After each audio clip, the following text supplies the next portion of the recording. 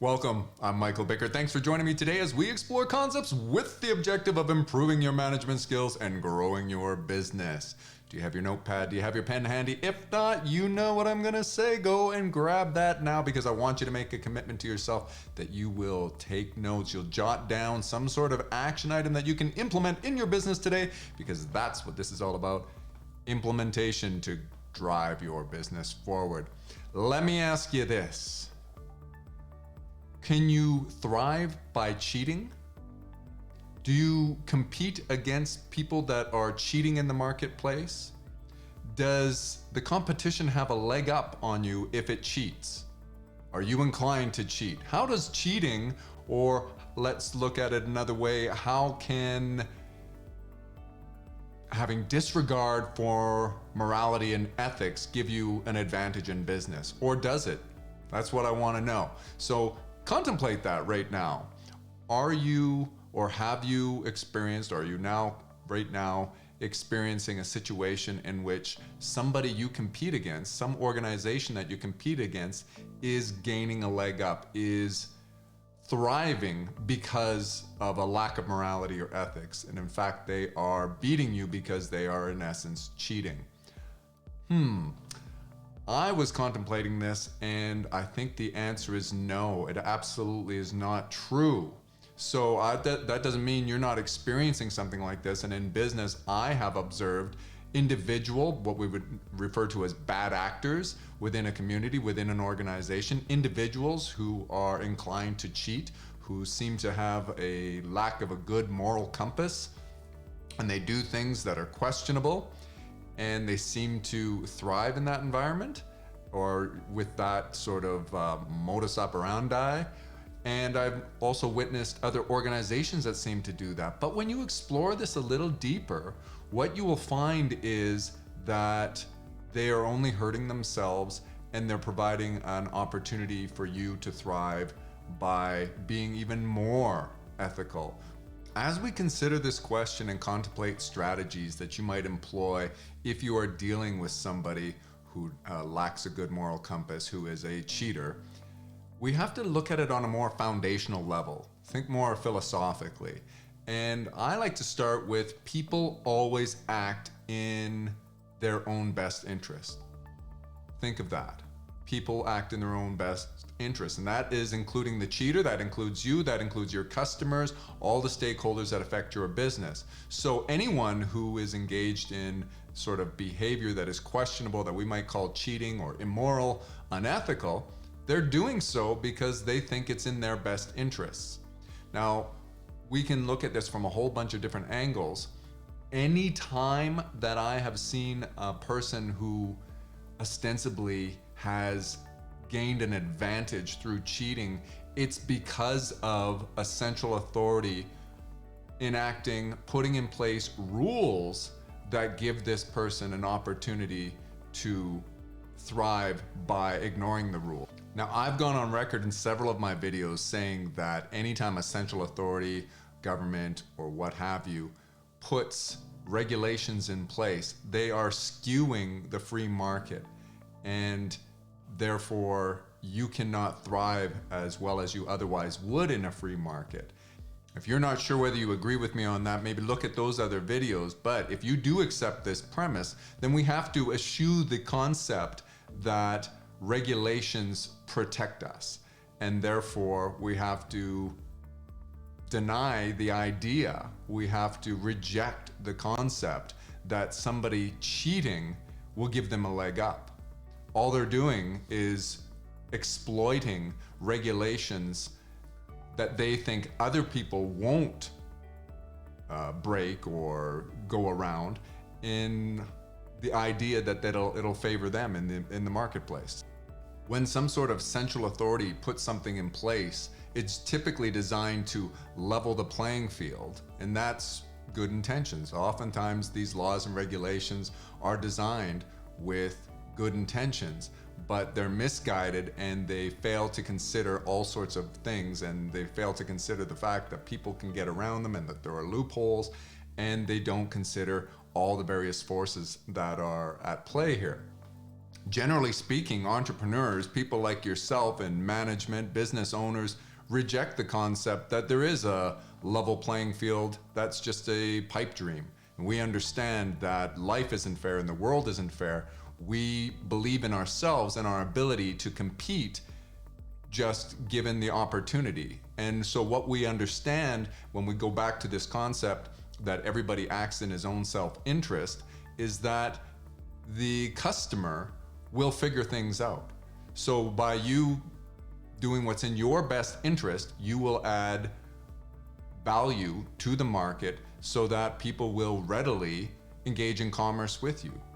And if you don't add value, and let's say you're cheating, and so let's give an example of some sort of immoral or unethical practice that might be commonplace that we've heard of. So that might be somebody who is fraudulent, they would defraud a customer, or somebody who is not truthful, they're dishonest, they lie, they misrepresent their product. Well, consumers will quickly find this out. And you live in a time where communication spreads like wildfire. Never before has it been as easy for a dissatisfied customer to communicate to the market his dissatisfaction. And so it's in your best interest to do, as we always should do, whatever's in our best interest is what we will do, and it's in your best interest to add real value to customers. So defrauding a customer isn't in your best interest.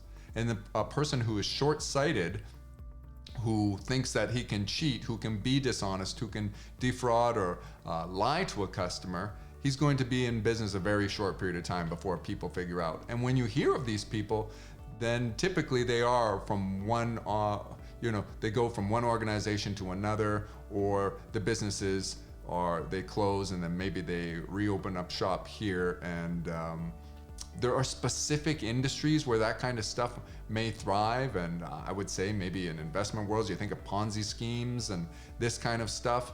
But for the average business, for most businesses, just going out and doing whatever you can to add good value to the marketplace in as honest and ethical a way that's the way you're going to gain advantage. You're going to gain a great reputation. Your brand will grow. And you think of those brands and those companies that you engage with very loyally for many years, and you part with many of your hard-earned dollars to these companies. They are typically ones that have earned your trust. You don't feel like they're defrauding you. You would have a hard time imagining how they're cheating. But when we think in today's market of somebody cheating, it's often breaking a regulation. And in fact, the cheaters are most likely to embrace regulation. When I think of individuals or organizations who were cheaters, who had bad morals, bad ethics, they actually embraced the rules insofar as they liked the rules and the regulations being put in place, because it handcuffed and stifled their competition, because they thought their competition was likely to follow the rules and they were prepared to go around those rules. So I'm not talking today about doing things that are illegal. What I mean to say is, when I ask you if somebody cheats and that is doing something immoral or unethical to get ahead, that's different than doing something illegal. Now, I would embrace the idea and I would recommend that everybody follow the law, and you always try to keep things legal, ethical, and moral. But foundationally, what I am asserting today is that by being moral and ethical, you gain a competitive advantage. By always following the law, I could understand where somebody else might get ahead by going around the law. But instead of, hating the cheater, so to speak, I would have contempt for the law. The regulations are probably what are handcuffing you. Like I said, these individuals and these organizations, they may even be part of the system that gets those regulations in place, like lobbying, so that they gain and hold a competitive advantage. So somebody may operate without a particular license. Well, that's against the law, but is the law really favoring a free market? We've already agreed it does not. So even though I would not be in favor of outright breaking the law and breaking the regulations, I would say to you that those are the things that we would want to amend. We would want to embrace a free market in the absence of regulation and all sort of restrictions that are central authority imposes on us. Those things, we don't need them because they provide an advantage for those who are prepared to who don't have good morals. And in this case, in this example, the immorality is the lobbying to create some sort of rent-seeking environment, some sort of climate in which you can thrive and limit competitors from going in. That's the immorality. What we should be embracing is a free market in which people can operate according to his own self-interest, as will the consumers, and you can thrive according to regular free market conditions, the free market forces, and consumers will figure out and vote with their dollars. Some people would say, no, Michael, you need to protect consumers because they might get injured or they might get defrauded. We should not think of government as having that role. Instead, government can protect individual liberty and property. So the police, we want the police, we want laws to protect our private property so that we don't have somebody who, breaks into your home or to your business in the middle of the night and steals from you. Stealing, that's breaking the law. But there are many laws that are immoral in and of themselves. And so I want to differentiate between as an organization trying to gain competitive advantage by not following the letter of the law and those that are immoral and unethical.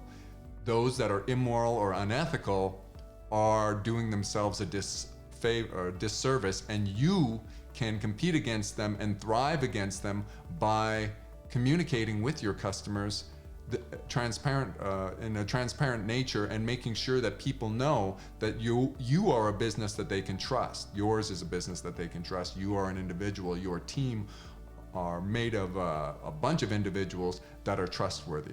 So as you think about in your market, in your industry, what organizations might commonly cheat, so to speak, what are they doing? They misrepresent their product or the quality of their product to customers, but consumers will figure this out. And to the degree that you can educate the market and your prospective customers, you can help that process along.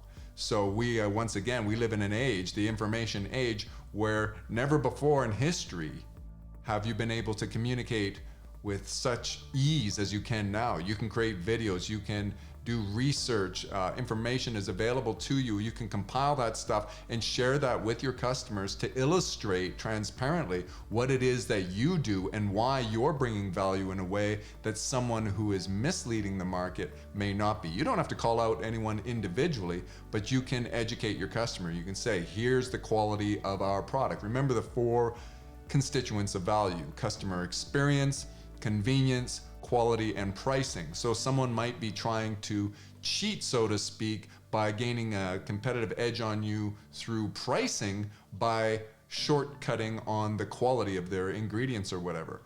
Well, if people don't actually experience that, if a customer doesn't experience that and they don't notice the quality difference, then you have to ask yourself, are they really cheating, or is it just a competitive innovation they've made? They've cut a corner in an area that you're unwilling to find a segment of the market that appreciates that, who wants lower prices.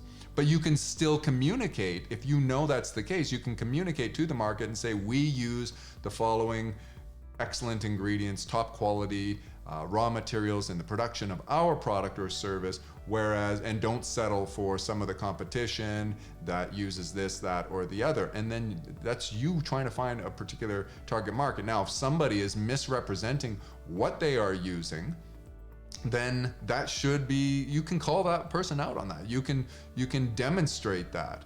And again, you'll have to decide whether there's a specific competitor that you wish to say, this person says they're using X, Y, or Z raw material or X, Y, or Z process to create their service or their product, and it's not true. We did our independent testing and we have found out, and you can educate your consumer in that way. But more often than not, customers will figure that stuff out on their own. They start to ask questions. They notice it in the quality from their experience with the product, and they will vote with their dollars. They'll go where they find the best value. So today's homework assignment, what I want you to do as an exercise today is brainstorm what ways that you might be losing out to the competition based on somebody who's doing something that's immoral or unethical. They're cheating in some way. If it comes out and you realize, well, the way that they're cheating in your definition is they're breaking a law, they are not following a particular regulation that applies in your industry, then I want you to separate that out. When you find that somebody's doing something immoral or unethical, then what I want you to do is create a strategy of how you can mitigate against that through education, through doubling your efforts to being more transparent with your customers and with the market, and letting them know where the value is better in your product or service. Now, if you can't do that, then it's really not the competition that you should be worried about. You should be worried about your own ability to deliver value in the marketplace. So it's a good exercise either way, because then you need to go back once again to figuring out how do you communicate value. Now, if you do realize when you do your brainstorming that somebody's doing something illegal, I don't even recommend reporting them or whatever. I would again think of a strategy for how you can thrive in an environment by following the particular rules, or exit that environment. You may secede from that particular, I don't know, it could be a particular association or a certification that you have access to, and that's what the people are breaking the rules. So I was involved in a franchise for years, and I think about the ways we used to complain about some franchises that were cheating, and all they were doing is they were exploiting, again, a central authority, a rule that some sort of central authority, that being the OEM, the franchisor, had put in place, trying to create equal outcomes, egalitarianism, and we don't believe in that. You and I don't believe in that. We know that the world doesn't work that way. So those people who were cheating the system were the ones who actually most embraced those rules because they found the loopholes. Remember, where mores are insufficient, laws are unenforceable. So you don't want to spend much of your time. You want to focus on things within your control, and therefore don't spend much of your time focused on the idea that somebody's prepared to break a law to get something and you're not, because that's just a waste of your time. The thing that is within your control is maybe you don't want to be involved with that particular franchise or that association or that certification. We also belonged to a particular association back in these days, which restricted the hours of operation that you could have. And if you found that somebody was cheating in a system like that, like, hey, you could report that to the organization, or you could look inwardly and you could ask yourself, well, it should be a free market. A person should be able, when they run their business, to choose their own hours of operation. And if I don't like the idea that somebody else is able to operate in hours that I want to restrict them, I philosophically don't agree with that. Instead, maybe I want to expand my hours, then I should disassociate with that association. I should no longer pay the dues to belong to that and operate independently outside of that organization. Now I'm not doing anything that's breaking any rules. I'm not cheating in any way, shape, or form. I think it's really difficult to articulate this. It requires you to really dig down. When I give some of those examples that I've experienced, it's really obvious to me what the right answer is. You have to look inward and you have to look at your industry and your specific example. But we have to default back to foundational principles, philosophy. Like, we have to deal with things within our control. We can't control other people. Philosophically, we know that there will always be bad actors. There will be people getting around the system. So you don't spend your time and your focus and your energy on trying to create more and more rules for people to follow. Because, oh, they're breaking the rules, they're cheating. Instead, think about how you can add more value to your customers and how can you communicate. If you think that you're losing market share because your customers are being deceived, defrauded in some way by someone who's not transparently delivering the value they claim to be by misleading, false advertising, this kind of thing, well, you can communicate that to your customers, and your customers will over time, especially remember, time either promotes you or exposes you. People will be exposed over time if they are defrauding the market. Have confidence in the market. And if you do, are you going to have contempt for something? Don't have contempt for the cheaters and the people out there. They're just acting in their best interest. I have some empathy for them. Even though I disagree with the tactic, I have some empathy for them. And instead, I want to compete using the things that I can focus on myself. And that's what I would encourage you to do. So, I think that's where I want to leave it today. We could go on and on about this, and if you have some questions or if you have some examples you'd like me to cite and give specific advice on how I would compete with somebody who is cheating, so to speak, then leave something in the comments, and leave some comments if you've experienced this. Give us some examples that others can learn from, because we need to learn from one another. Perpetual refinement.